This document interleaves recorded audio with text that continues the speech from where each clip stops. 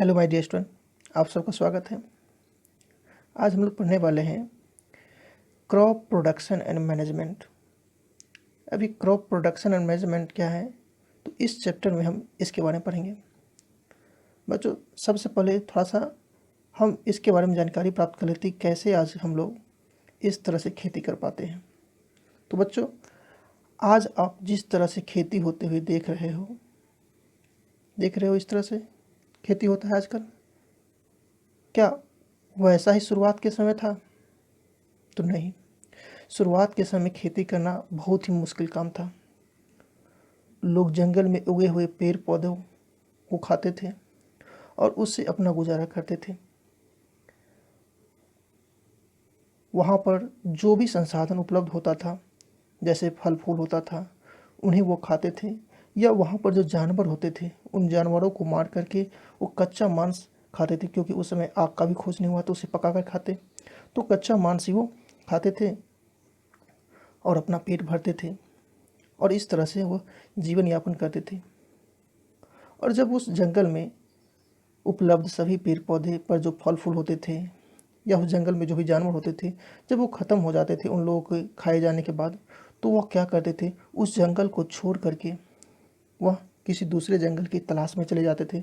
और जहाँ पर उसे पर्याप्त मात्रा में फल फूल और जानवर मिलते थे, वहाँ पर वह रुक करके, है ना, वहाँ पर उपलब्ध साधनों का उपयोग करते थे और फिर वहाँ पर कुछ दिन रहते थे। और फिर जब वहाँ पर भी जो उपलब्ध संसाधन था, अगर वो ख़त्म हो जाता था, तो फिर वो उस जगह को छोड़ करके किसी दूसरी जगह की तलाश में चले जाते थे। तो इस तरह से वे लोग एक जगह से दूसरी जगह घूम घूम कर अपना जीवन यापन करते थे, और वहाँ पर जो उपलब्ध साधन होता था उन साधनों का उपयोग करते थे। लेकिन इसी क्रम में क्या हुआ, जब वह एक जंगल से दूसरी जगह जा रहे थे, तो वह अपने साथ कुछ बीजों को ले लिए, और जब वो दूसरी जगह गए तो वहाँ पर जो उपलब्ध साधन था उसका उपयोग करने लगे, और अपने साथ लाए बीजों को क्या किए, तो मिट्टी में गाड़ दिए। जब वह वहाँ पर उपलब्ध साधनों का उपयोग करते रहे, तो इसी क्रम में क्या हुआ कि धीरे धीरे वहाँ पर भी संसाधन कम होते गए। तब वह अपने साथ लाए बीजों को जब वो ढूंढने के लिए जहाँ पे वो गड़े हुए तो वहाँ पर गए, तो वो देखते कि वहाँ पर वो बीज नहीं है। अब वहाँ पर क्या हो गया है, तो नया पौधा उगाया है।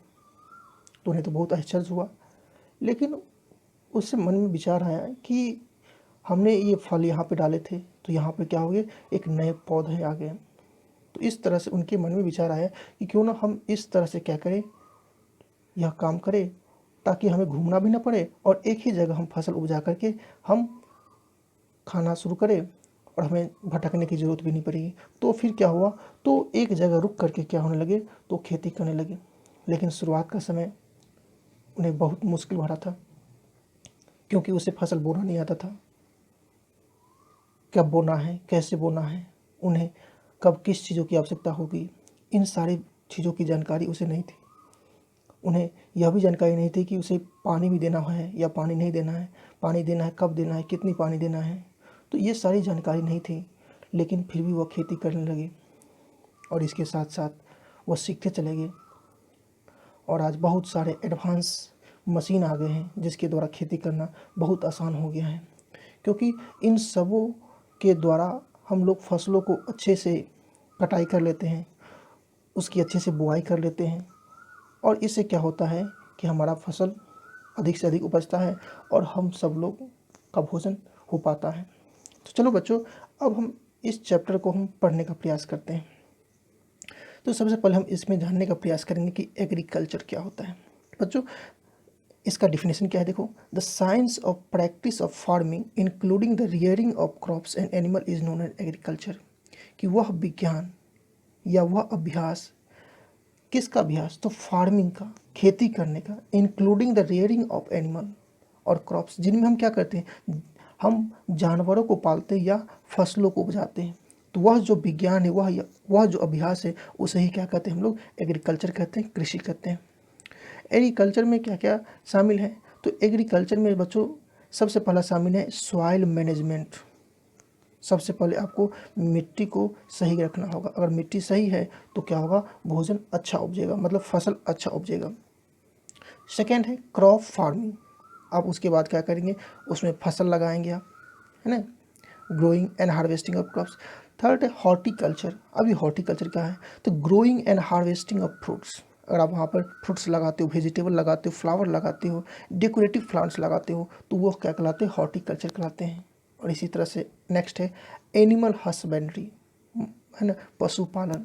इसमें क्या होता है, the breeding and rearing of live stock including poultry. इसमें हम जितने भी लाइव स्टॉक है, जितने भी जानवर है, उसको हम पालते हैं। यहाँ तक कि उसमें हम पोल्ट्री फार्मिंग भी करते हैं, उसमें हम बत्तखों को, मुर्गियों को भी पालते हैं, ताकि उससे क्या हो सके, हम मीट प्राप्त कर सकें, हम चिकन प्राप्त कर सकें। ठीक है बच्चों, तो इस तरह से हम क्या करते हैं, तो खेती करते हैं और उसमें हम फसलों को उपजाते हैं। अब हम आगे बात करने वाले हैं कि फसल कितने प्रकार के होते हैं, फील्ड क्या होते हैं, क्रॉप क्या होते हैं। देखो, the land where plants are cultivated is known as field, कि जिस ज़मीन पर हम क्या करते हैं, तो प्लांट लगाते हैं, उस ज़मीन को हम क्या कहते हैं, फील्ड कहते हैं। Plant grown in large quantity in field are known as crop, plant और क्रॉप्स। क्या करना है कि plants grown in large quantity in field, अगर किसी जगह पर बहुत अधिक मात्रा में पेड़ पौधे लगाते हो, एंड बहुत मात्रा में आप फसल लगाते हो, तो उसे हम क्या कहते हैं, क्रॉप प्लांट कहते हैं या क्रॉप्स कहते हैं। ठीक है बच्चों, तो जैसे आप लोग देखते हो कि धान की खेती होती रहती है, गेहूं की खेती होती रहती है, तो वहाँ पे क्या करते हैं, बहुत सारे धान के पौधे लगाते हैं, गेहूं के पौधे लगाते हैं, या मान लो किसी कोई बैगन की खेती करता है या आलू खेती करता है, तो बहुत सारे बैगन की या आलू की फसल लगाते हैं, तो उसे हम क्रॉप्स कहते हैं। बेस्ड अपॉन द सीजन, अब यहाँ पर सीजन ही बहुत सारे फैक्टर करते हैं। The crops are divided into two types, तो इसको हम दो भागों में बांटे हैं, एक है समर क्रॉप्स जिसको हम खरीफ क्रॉप कहते हैं, और दूसरा विंटर क्रॉप जिसको हम राबी क्रॉप्स कहते हैं। चलो अब इस दोनों के बारे में पढ़ते हैं। सबसे पहले हम पढ़ेंगे खरीफ क्रॉप्स के बारे में।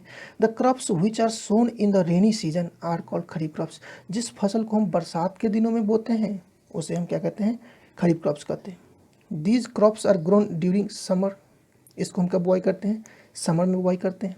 बिटवीन जून एंड जुलाई, जून जुलाई में बुआई करते हैं, और कटनी कब करते हैं, सितंबर और अक्टूबर में करते हैं। क्या क्या चीज़ हम इसमें करते हैं, तो rice, groundnut, maize, cotton, pulse are some kharif example.